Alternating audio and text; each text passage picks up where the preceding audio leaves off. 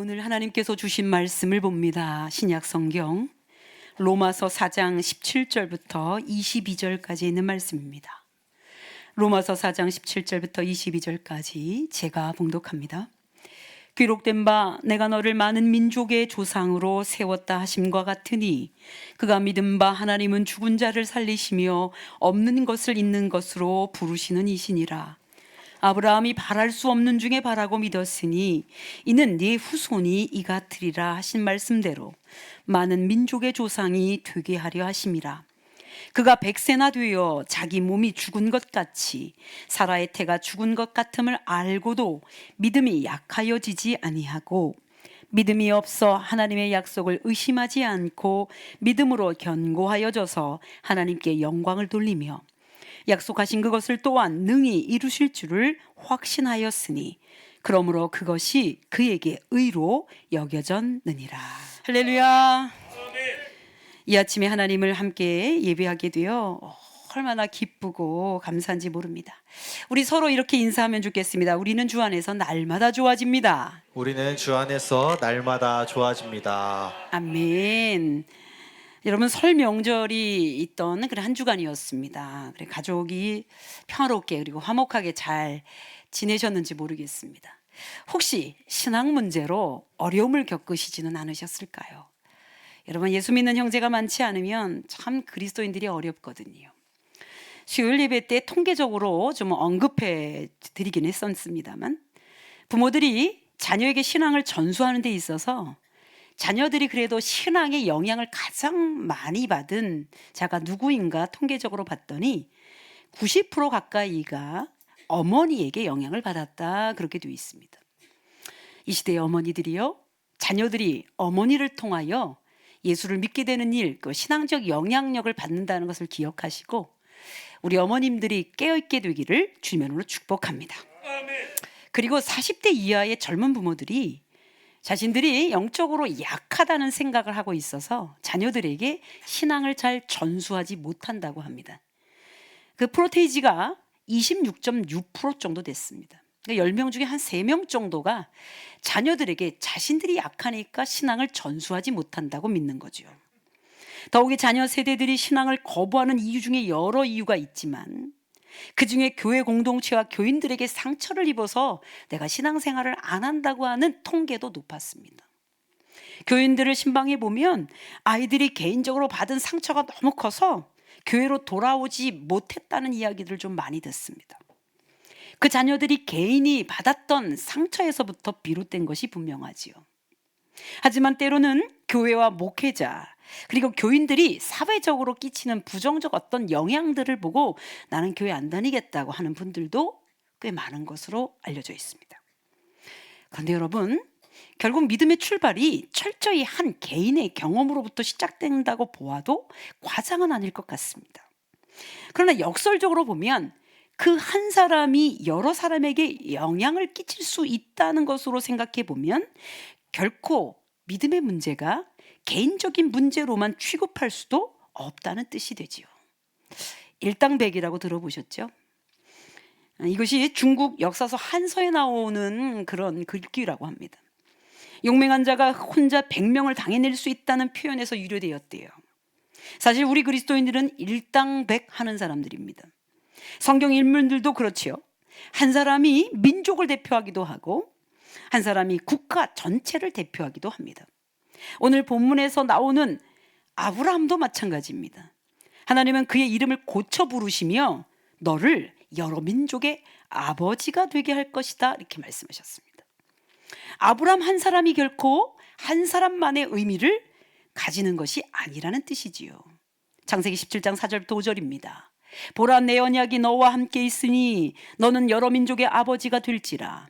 이제 후로는 내 이름을 아브람이라 하지 아니하고 아브라함이라 하리니 이는 내가 너를 여러 민족의 아버지가 되게 함이니라. 이 이름은 언약의 이름이라고 일컫습니다. 하나님과의 관계가 형성된 후에 얻은 이름입니다. 우리가 그리스도인이 되면 우리의 이름도 달라집니다. 그리스도인이 된 후에 불려지는 이름은 자연인의 이름이 아니라고 하나님의 언약 안에 있는 이름으로 산다고 해도 됩니다. 예수님께서 이 땅에 오셨어요. 온 세상 사람들의 죄를 다 짊어지셨습니다. 그리고 그 일은 이미 2000년 전에 십자가 사랑으로 우리에게 보여주셨습니다. 우리 각 한 사람 한 사람이 그 십자가의 사랑을 받았으나 그 사랑을 받은 한 사람이 공동체에 끼칠 영적 영향력까지 생각하게 되지요. 이것을 일컬어 공공성이라고 말합니다. 사전적 의미는 이렇습니다. 한 개인이나 단체가 아닌 일반 사회 구성원 전체에 두루 관련되는 성질. 즉, 한 개인이 그 한 개인이 가지고 있는 믿음이 공동체에 영향력을 끼칠 수 있다는 전제하에 믿음은 공공성을 가지고 있다라고 볼 수 있다는 얘기입니다. 그렇다면 믿음 그리고 구원이 개인에게 해당하는 문제가 아니라고요? 믿음의 공공성이라는 말을 했습니다. 믿음과 구원이 공적 영향력, 공적 성질을 갖고 있다고 한다면 이것이 철저히 개인이 믿고 받고 하는 어떤 것이 아니라는 말일까? 여러분 그렇게 생각할 수 있죠? 그런데 개인에게만 해당되는 것으로 여겼던 이유가 현실적 상황에 있기 때문입니다. 오늘날의 교회가 믿음과 구원의 문제를 철저히 개인의 영역으로만 강조하는데 예배도 한 개인이 드리죠. 기도도 한 개인이 하지요. 교회 사역도 한 특정 개인이 하지요. 심지어 전도하는 자들이 그 개인에게 초점을 맞춘단 말입니다.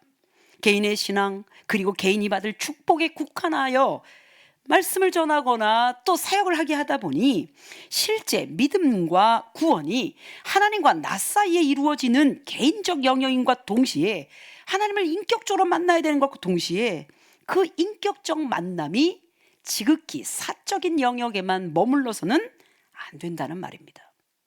사적으로 머물게 되면 기복주의와 물질만능주의를 태동할 수 있습니다. 하지만 믿음의 시작은 그 개인의 시인과 고백이 전제된 건 맞습니다. 로마서 10장 10절입니다. 다 같이 읽겠습니다. 사람이 마음으로 믿어 의에 이르고 입으로 시인하여 구원에 이르느니라. 아멘. 여러분 마음과 입은 내 것이잖아요. 내 마음이고 내 입입니다. 그러므로 그 개인의 고백과 개인이 마음으로 믿는 믿음은 너무나 중요합니다. 그러므로 한 특정 개인의 마음으로 믿고 입으로 고백하는 고백의 전제하에 예수님도 제자들에게 그것을 요구하셨죠. 베드로가 고백합니다. 마태복음 16절 16절 시몬 베드로가 대답하여 이르되 주는 그리스도시요 살아계신 하나님의 아들이시니이다. 이렇게 고백하고 예수님은 그의 고백을 들은 후에 기뻐하시고 칭찬하셨어요. 한 개인의 신앙 고백이 중요한 이유가 여기 있다고 볼 수 있습니다. 그러나 거기에만 머물러 있으면 안 된다는 말입니다. 레슬리 뉴비긴이라고 하는 학자가 있어요. 그는 믿음의 공적 영역, 복음의 공적 영역에 대해서 관심 갖는 학자입니다. 그는 이렇게 말합니다. 이건 여러분이 좀 읽어주십시오. 복음은 공적 진리다. 신앙은 하나님과 나 사이의 인격적인 관계이지만 그것이 내 마음속에만 가두어두는 사적인 취미 활동이 되어서는 안 된다. 복음은 공적 진리의 영역입니다. 그 한 개인이 친밀하게 인격적으로 하나님과 만나야 되는 거지요. 하나님과 교제해야 되는 건 맞습니다. 그러나 오직 자신만의 문제에만 몰두하게 하면 그것은 믿음이 아닙니다. 물론 요즘 시대는 프라이빗한 그런 세상을 요구하지요. 그 자체를 인정해주는 추세입니다. 그러나 믿음의 문제만큼은 공동체적인 관심으로 영역이 확장되지 않으면 믿음은 변질되고 그리고 축소될 수밖에 없다는 말입니다. 여러분 우리 교회의 성도들에게 적용한다면 이렇게 정리할 수 있습니다. 각 사람이 하나님을 깊게 인격적으로 만나되 그 믿음이 공동체로 이어져야 한다. 사랑과 섬김, 헌신, 중보, 기도 등이 그것이다. 예수 믿게 되면 자연스럽게 된다는 얘기예요. 그러면 정말 믿음의 공공성이 필요한가? 예, 필요합니다. 믿음의 공공성은 필요하고 믿음은 공공성을 지니고 있어야 합니다. 그리고 지니고 있습니다. 우리 교회 교회표하고도 연결되어 있습니다. 하나님 나라 복음, 하나님 나라 공동체. 복음이 하나님 나라와 연결되어 있고 이 나라라고 하는 것이 공동체적 의미를 갖고 있지요. 즉 우리가 구원받아 사는 일은 하나님이 우리 삶 구석구석에서 하나님의 뜻이 이루어지도록 공동체의 복음의 영향력을 끼쳐 그 공동체를 바꾸는 일을 하게 하는 겁니다. 더디 걸릴 수 있습니다만 온전한 믿음을 가진 그리스도인 한 사람은 반드시 그가 속한 공동체에 영적인 선한 영향력을 끼치게 되어 있습니다. 여러분, 한 개인이 구원받아서요 변화되는 것도 정말 중요하지만 공동체가 분명히 달라질 거라고 하는 희망 때문에 우리가 한 사람 한 사람 붙들고 전도하는 겁니다. 성경의 이야기들을 보면 개인적 히스토리로 되어 있는 것 같아요. 그런데 기억하십시오. 결론적으로는 신앙 공동체의 공적 영역과 있다 있습니다. 예수님께서 이 땅에 오셨어요. 오셔서 온 세상 사람들의 죄와의 권세들을 꺾으셨어요. 그리고 우리의 영을 살려서 우리를 구원하셨습니다. 이미 2000년 전에 이 일이 일어났습니다.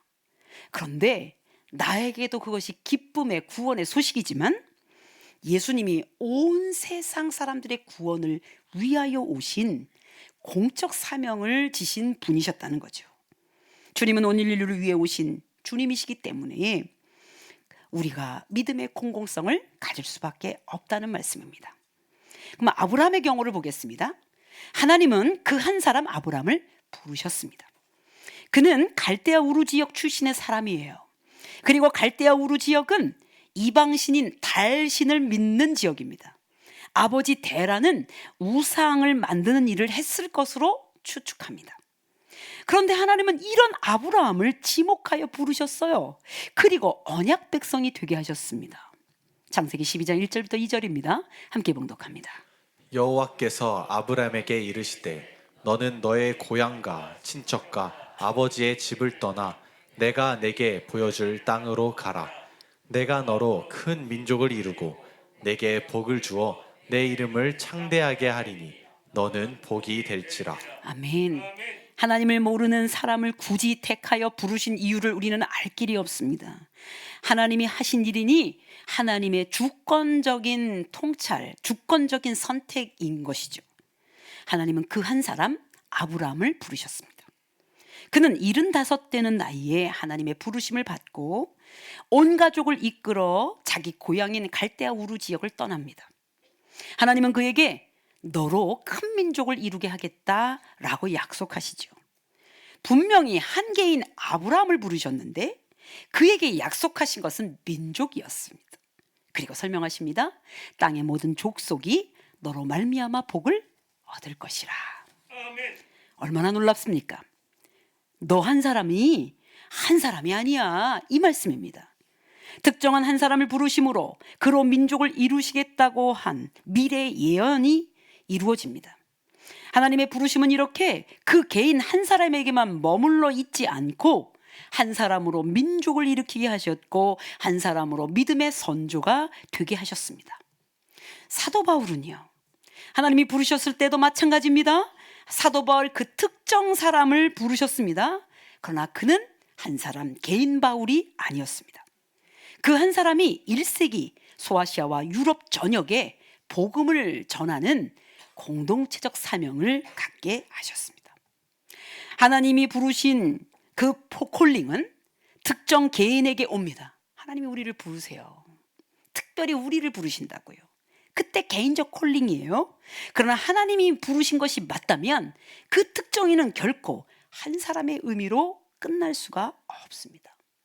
그는 반드시 다른 사람들을 품게 되어 있습니다. 그 품는 공적 사명을 갖게 돼요. 개인적인 의견입니다만 공동체 리더는요, 공동체에 대한 소명과 사랑 없이는 공동체적 리더가 될 수 없습니다. 로마서 4장 18절 본문입니다. 우리 전도사님 읽어주십니다. 아브라함이 바랄 수 없는 중에 바라고 믿었으니 이는 내 후손이 이같으리라 하신 말씀대로 많은 민족의 조상이 되게 하려 하심이라. 아멘. 아브라함 한 사람을 부르셨는데 그는 하나님을 온전히 바라고 믿었고 순종했습니다. 그래서 민족의 조상이 그리고 믿음의 조상이 되게 하셨습니다. 부르셨으니 이제 앞으로 나아가지요. 이제 하나님이 부르셨으니 앞으로 나아갑니다. 고향 친척을 떠나라고 하시니 갈 곳이 없어도 무작정 나아갔습니다. 하나님이 부르신 것이 확실했기 때문에 뒤로 물러갈 수가 없었습니다. 모세도 하나님이 부르셔서 이스라엘을 이끌었습니다. 연약한 모세였지만 하나님이 부르셨으니 앞으로 나아갈 수밖에 없었습니다. 아브라함은 아내 사라와 함께 그 길을 가는 중에 때로 실수도 하게 됐습니다. 그러나 여전히 하나님의 약속을 믿고 있기 때문에 뒤로 물러가지 않습니다. 앞으로 나아갑니다. 아멘. 여러분, 우리 인생하고 참 비슷합니다. 하나님을 의지하며 산다고 하지만, 하나님을 섬기며 산다고 하지만 우리는 살아가면서 많은 실수도 하고 유혹에 넘어가기도 하고 죄를 짓기도 합니다. 그런데 여러분, 그때 좌절하지 않지요? 회개하고 돌아오지요? 왜? 우리를 부르신 그 부르심을 알기 때문에, 그 믿음이 우리를 끝까지 앞으로 나아가게 한다는 걸 알기 때문에 우리는 앞으로 나아갑니다. 오늘 보면 17절을 보십시오. 그는 하나님이 어떤 분인지 알고 믿었습니다. 함께 봉독합니다. 기록된 바 내가 너를 많은 민족의 조상으로 세웠다 하심과 같으니 그가 믿은 바 하나님은 죽은 자를 살리시며 없는 것을 있는 것으로 부르시는 이시니라. 아멘. 어떤 믿음입니까? 죽은 자를 살리시는 하나님, 없는 것을 있는 것으로 부르시는 하나님으로 아브라함은 고백합니다. 새벽에 말씀을 주신 겁니다. 하나님이 말씀하시는 말씀이에요. 나는 없는 것을 있는 것으로 부르는 하나님이다. 아멘. 여러분, 우리가 고백하고 예배하는 하나님이 없는 것을 있는 것으로 부르신대요. 실제 우리의 믿음은 보통 우리 눈에 계측되는 것으로 시작됩니다. 보여지고 만져지고 확증되지 않으면 믿지 않아요. 계산하고 나서 믿기 시작합니다. 여러분, 엄밀히 말하면 이것은 믿음이 아닙니다. 이거는 논리이며 의견일 뿐이고 주장일 뿐입니다. 아브라함의 믿음은 하나님이 부르신 이후부터 그 약속을 믿고 앞으로 나가는 믿음이었습니다. 계산하지 않을 수 있었고, 믿음은 중도 포기하지 않게 합니다. 20절부터 22절까지 세 번역으로 우리 전도사님 읽어줍니다. 그는 하나님의 약속을 믿고 의심하지 않았습니다. 오히려 그는 믿음이 굳세어져서 하나님께 영광을 돌렸습니다. 그는 하나님께서 스스로 약속하신 바를 능히 이루실 것이라고 확신하였습니다. 그래서 하나님께서는 이것을 보시고 그를 의롭다고 여겨주셨습니다. 아멘. 아멘. 하나님의 약속을 의심하지 않고 믿은 아브라함을 하나님은 의롭다라고 여겨주셨습니다. 아들을 주시겠다고 약속하시고도 25년이 흘렀을 때 결코 원망하지 않고 기다린 아브라함, 그 주신 아들을 바치라고 하실 때도 살려주실 것을 믿고 바쳤던 믿음. 여러분, 우리의 이성으로는 도저히 이해할 수 없습니다. 히브리서 11장 18절부터 19절입니다. 함께 봉독합니다. 그에게 이미 말씀하시기를 내 자손이라 칭할 자는 이삭으로 말미암으리라 하셨으니 그가 하나님이 능히 이삭을 죽은 자 가운데서 다시 살리실 줄로 생각한지라. 비유컨대 그를 죽은 자 가운데서 도로 받은 것이니라. 아멘. 이렇게 나아갈 수 있었던 것은 단 한 가지입니다. 하나님의 부르심에 따라 약속을 믿고 믿음으로 결단했기 때문입니다. 아멘. 사랑하는 성도 여러분, 여러분은 어떠십니까? 이왕 이렇게 믿기 시작했다면 여러분의 믿음이 이런 결단을 가지고 앞으로 나아가야 하는 게 마땅하지 않겠습니까? 이 믿음으로 나아가게 되시기를 주님으로 축복합니다. 아멘. 그런데 그는 개인의 신앙에 머물지 않고 공동체를 향해 있었습니다. 이제 아브라함의 믿음은 공동체를 향하고 있습니다. 아브라함은 조카 롯까지 책임진 채 움직였습니다.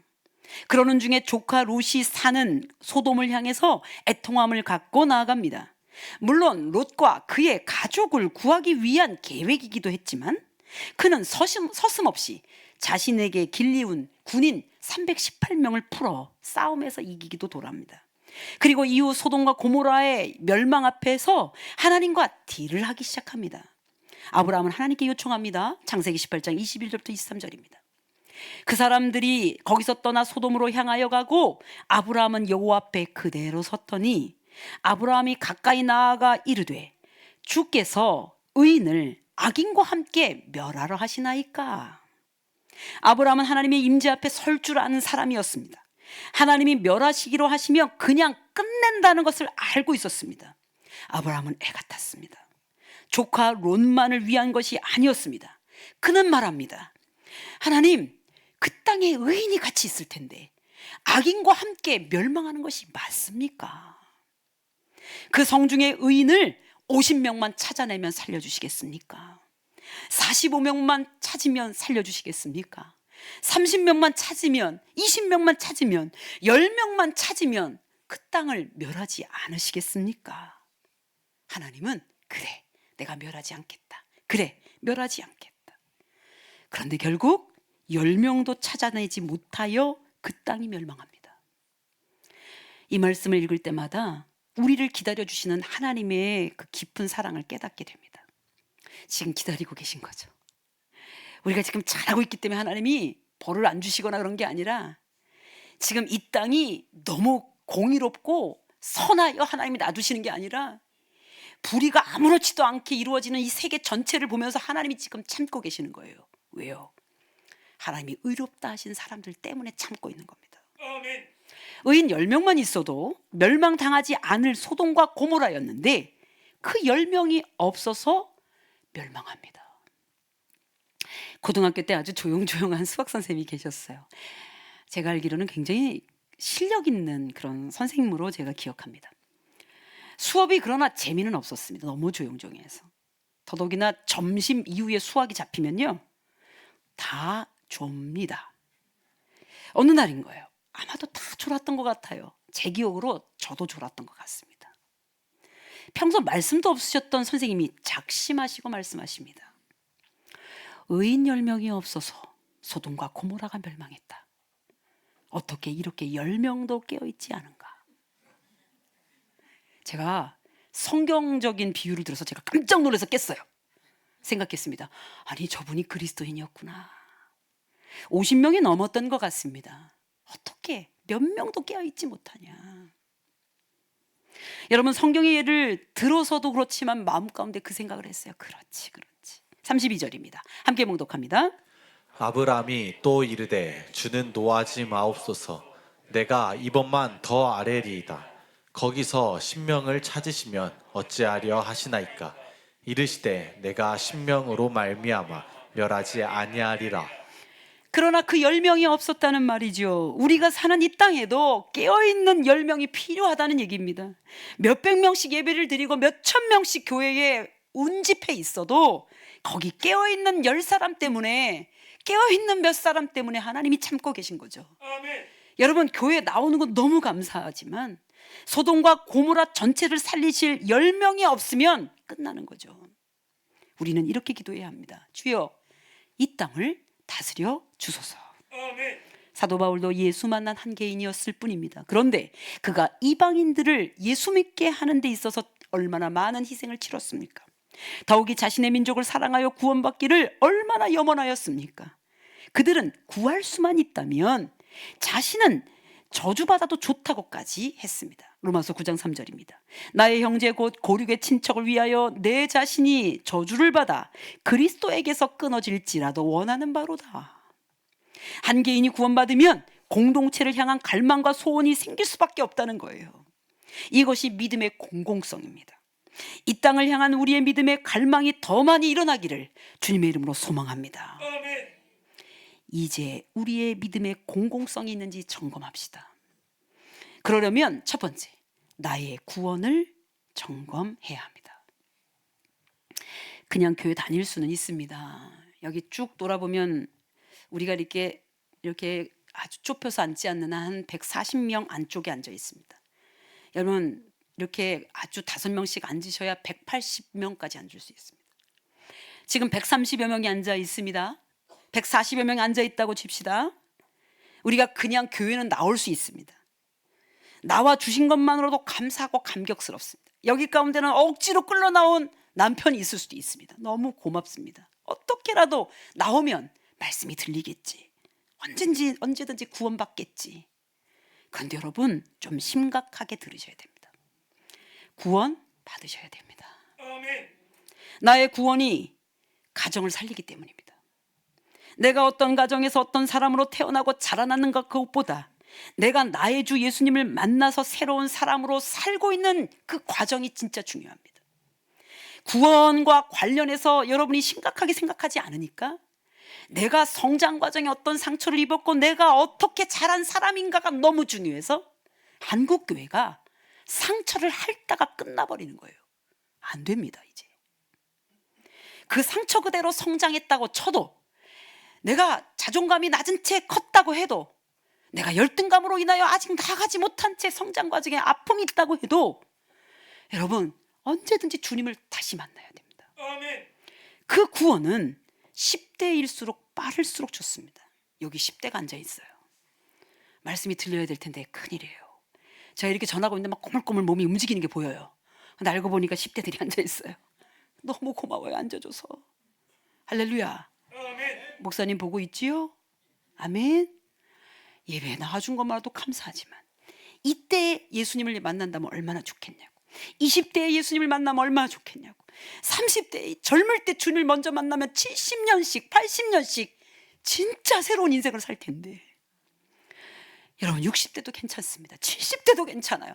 80대도 주님을 다시 만나는 건 진짜 중요해요. 아멘. 실제 교회 공동체는 여러 불완전한 사람들이 다 모여 있습니다.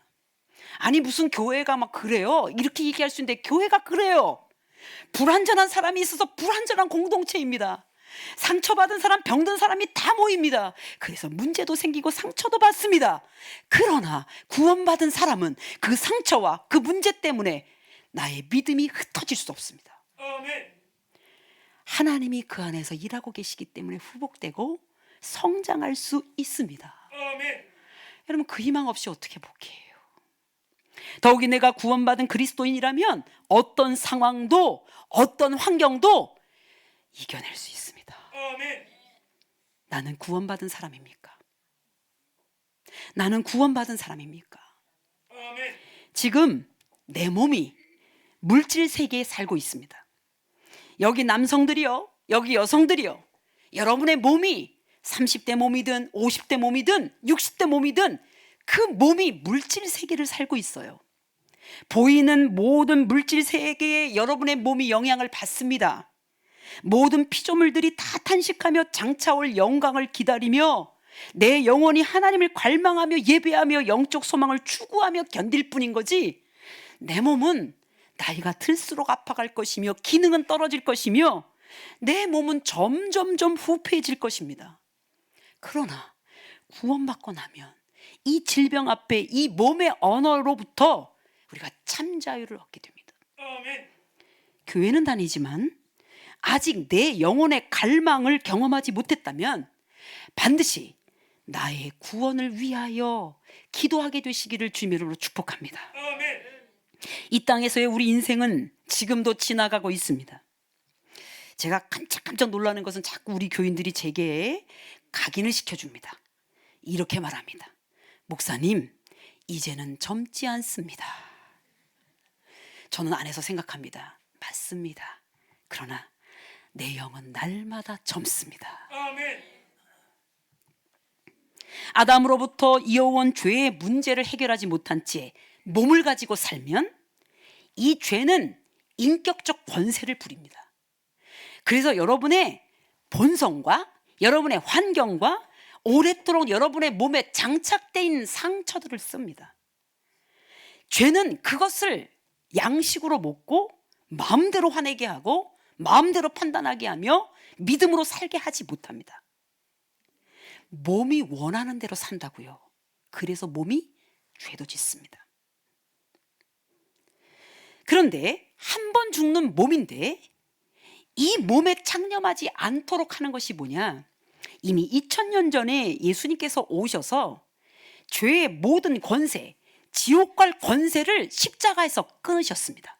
아멘. 2000년 전에서 끊은 거를 우리가 받아들이는 것이 믿음입니다. 아멘. 죄는 우리 안에서 작용할 수 없습니다. 아멘. 그런데 여러분, 죄에 대한 생각하거든요. 판단도 하고요. 그런데 그때 성령 하나님이 야, 그 생각은 죄야. 그 주장은 내 생각이야. 그 행동은 하나님이 기뻐하시지 않아 가르쳐 주십니다. 일부에도 말씀을 드렸는데 실제로 새벽에 일어나야 되는 이제 목사의 인생이니까 이제 교회 공동체가 우리 본부에 소속한 그런 아파트를 주셨는데 큰 방 안방을 제가 차지하고 있습니다. 참 불효자지요. 어머니에게 드려야 되잖아요. 가끔 영적으로 비유합니다. 가장 좋은 중심에 예수님이 안 계시면 우리 주님을 뒷방 늙은이처럼 아무런 영향력도 없는 성령님을 저 뒷방에다가 쪽방에다 두고 내 마음껏 화내고 내 마음껏 주장하고 내 마음껏 내 본성을 쓰는 게 뭐냐? 구원받지 못했다거나 또는 구원받았어도 성장하지 못한 상태인 겁니다. 여러분의 구원을 점검하십시오. 아멘. 구원 받으셨습니까? 아멘. 구원 받은 사람만이 여러분 이 몸 가지고 사는 날 동안 다른 삶을 살 수 있습니다. 그리고 구원받은 사람은 두 번째, 다른 사람들을 위한 사랑이 있는지 점검해야 합니다. 여러분 구원받으면 다른 사람들을 위한 사랑이 준비됩니다. 인간적 긍휼함 아닙니다. 시대가 점점 이타적으로 사는 것을 부정적으로 보는 때 개인적으로 살아야 되고 더 이기적으로 살도록 조장합니다. 그러나 우리 그리스도인들은 세상이 아무리 그렇게 조장해도 우리는 그럴 수가 없어요. 이유는 예수님이 우리 가운데 오시면 다른 사람들의 아픔이 내 아픔이 돼요. 공동체에 대한 애통함 때문에 공동체를 놓고 기도하게 돼 있다고요. 아멘. 이것이 믿음이 가진 공공성입니다. 우리 교회 권사님들을 중심으로 이루어진 구제 사역을 봅니다. 우리 박영애 권사님 사회봉사부장인데 첫 번째 시작을 가서 예배를 드렸어요. 너무 감동했어요. 어려운 형편에 있는 가정에 반찬 사역을 합니다. 그런데 여러분, 그들이 예수를 못 만나니까 반찬을 이렇게 받기는 하지만 그들의 인생에 끼어있는 어둠이 꺼지질 않는 거예요. 다른 이들이 도와주는 도움의 손길을 받을 수 있을지 모르지만 그가 그 영혼이 자유함을 누리지 못하니까 받기는 받고 도움을 받아도 그 어둠을 못 뚫고 나오는 거예요. 그러니 구제사역하는 우리 귀한 권사님들이 말합니다. 그분 꼭 예수 믿어야 된다고. 그 할아버지 꼭 예수 믿어야 한다고. 할렐루야. 아멘. 바로 구원받은 그리스도인의 행보입니다. 나와 무슨 상관이 있어요 그분들이. 그런데 구원받고 나면 그 타인을 사랑하는 마음이 생기는 겁니다. 점검하게 되시기를 주님으로 축복합니다. 아멘. 세 번째, 믿음이 사적 영역으로 치우치지 않도록 경계해야 합니다. 여러분의 믿음이 사적 영역에 머물러 있거나 치우쳐 있으면 건강한 믿음을 가질 수 없거니와 믿음이 아닐 수 있습니다. 목회자의 한 사람으로 우리 교회 공동체 안에서 하나님이 허락하시는 은사가 풍성하길 원해요. 아멘. 우리 권사님들 중에 기도하는 중에 예언이 터지기 바라고 아멘. 치유의 은사가 있기를 원해요. 아멘. 하나님의 거룩한 임재 때문에 덜덜덜 떨기도 원해요. 아멘. 그러나 이 모든 은사도 교회 공동체 건덕을 위해서 써야 합니다. 아멘. 그러나 한국 교회가 은사가 다 개인적 영역에 머물기 시작해서 그것이 교만과 우상 숭배로 이어지고 있습니다. 하나님께 바라고 간구하는 일이 사적인 데만 머물면 기복주의가 되고 물질 만능주의가 됩니다. 그러니까 매일 나에게 복을 주세요. 나에게 복을 주세요. 내가 평안했으면 좋겠어요. 나에게 물질을 주세요. 여기서 더 나가지를 못하는 거예요. 진짜 구원받게 되면 어떻게 되냐면 이제 공동체가 보여요. 저 사람의 가정, 이 나라, 이 세계를 지배하고 있는 권력자들 다 놓고 기도합니다. 정치적 이슈를 말하는 게 아니에요. 영적인 눈으로 보는 거예요. 아멘. 엄밀히 말하면 사적 영역에 머물러 있으면 믿음은 아닙니다. 왜요? 믿음은 공공성이 있기 때문입니다. 아멘. 서울에서 부교육자 할 때였습니다. 안타까운 권사님 한 분이 계셨어요. 중보기도를 하는데 그 팀원으로 그분을 초청했더니 그분이 거절했습니다. 이유는 뭐냐면 그분이 이렇게 말합니다. 목사님, 저는 우리 가족 기도로만도 시간이 부족합니다. 내 기도만으로도 부족해서 남 기도를 할 수가 없대요. 여러분, 그리스도인이 아닙니다. 부교육자니까 말 못했어요. 여러분, 내 기도보다 남 기도하다 내 기도를 뒤에 후미에 조금밖에 못하는 정도가 그리스도인이어야 돼요. 그리스도인은 절대 그럴 수가 없어요. 내 몸, 내 것만 챙길 수가 없어요. 어떻게 돼요? 내 것도 하나님께 올려드리지만 그 사람의 영혼, 저 가정의 상태, 이 공동체의 문제를 마음 안에 그냥 다 품을 수밖에 없는 거예요. 공적 영역으로 들어올 수밖에 없는 거예요. 아멘. 왜요? 우리가 주님으로 고백하는 예수님이 이 온 땅을 위하여 오신 분이기 때문입니다. 아멘. 그분의 사랑이 우리한테 들어오니까 긍휼함이 자꾸 생기는 거예요. 때로 개인적인 어떤 관계 속에서 여러분 이렇게 이제 목회자들 관계 속에서도 예를 들면 제가 아무리 잘했더라도 뭐 예를 들면 좋은 관계를 유지하지 못하는 후배들이 있을 수 있고 뭐 목회자들이 있을 수 있잖아요. 우리 전도사님들은 그렇게 말합니다. 목사님한테 잘 못하는 사람한테 뭘 그렇게 잘하세요? 이렇게 말해요. 근데 여러분 그게 무슨 상관입니까? 제게 잘해야 잘합니까?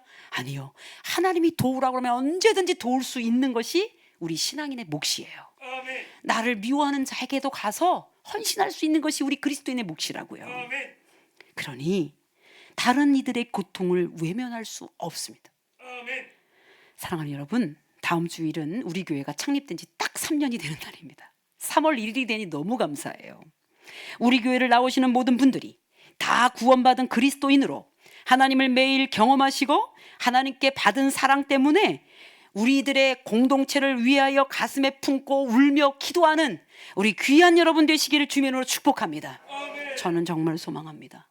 우리 교회를 사랑하는 성도들이 매일 기도하기 때문에 악한 사단들이 저 문지방에서부터 넘어오지 못하도록 아멘. 여러분을 농락하지 못하도록 아멘. 여러분이 날마다 분별하게 되시기를 주님으로 축복합니다. 아멘. 교회를 많이 사랑해 주시고 이 교회 공동체가 하나님께 기쁨이 되도록 능력이 되도록 함께 마음을 모으시는 우리 귀한 여러분 되시기를 주님으로 축복합니다. 아멘. 기도합니다. 하나님 우리에게 그 믿음 주셔서 감사합니다. 아멘.